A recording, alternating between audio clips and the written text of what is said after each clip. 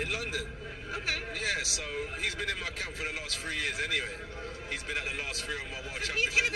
he's gonna be the main coach for you. Yeah, man. Okay. What's happening, Ryan?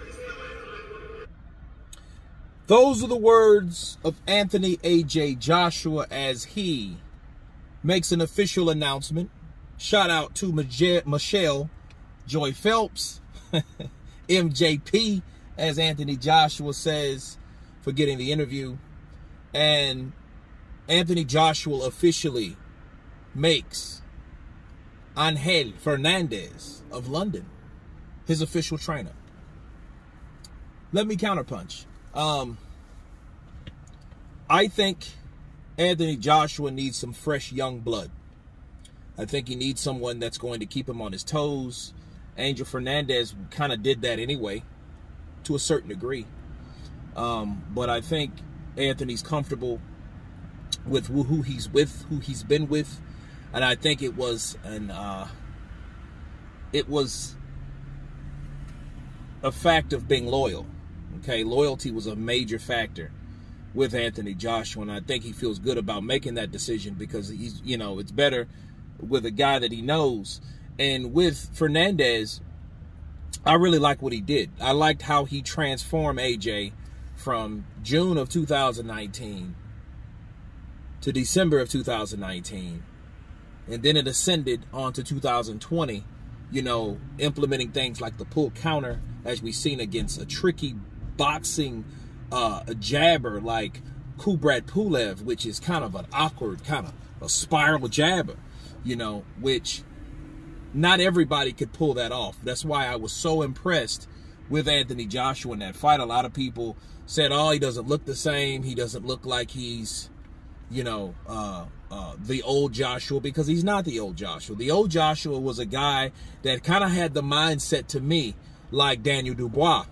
Okay, Daniel Dubois was just going in there and knocking guys out, 1-2 rounds, taking them out, throwing bombs, combinations, no hold bars, right? Just vicious at you, that type of situation. That's how Daniel Dubois was, and that's how Anthony Joshua was. I don't know about Daniel Dubois now, but I know Anthony Joshua, the young Anthony Joshua, the pre-Andy Ruiz, basically, was a lot like the current day Daniel Dubois.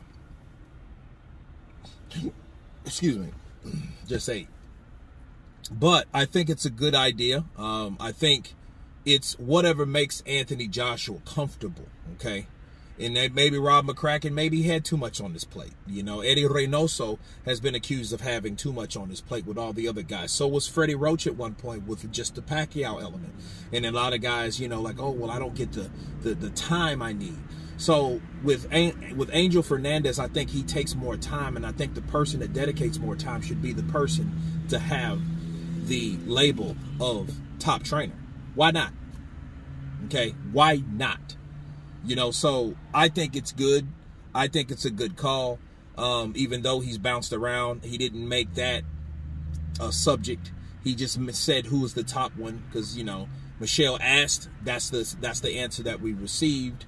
And hey, I'm cool with it. As long as he's comfortable, as long as he makes adjustments, you know, and let me leave you guys with this, with Anthony Joshua. In that fight with Usyk, the guy that was hollering, "Go to the body, AJ," that was Angel Fernandez. That wasn't McCracken, okay? That was Angel Fernandez making those things, trying to help him and coach him in that fight, and he made pay dirt because he was going to the body, and that body was able to be hit, you know, to the body of Usyk.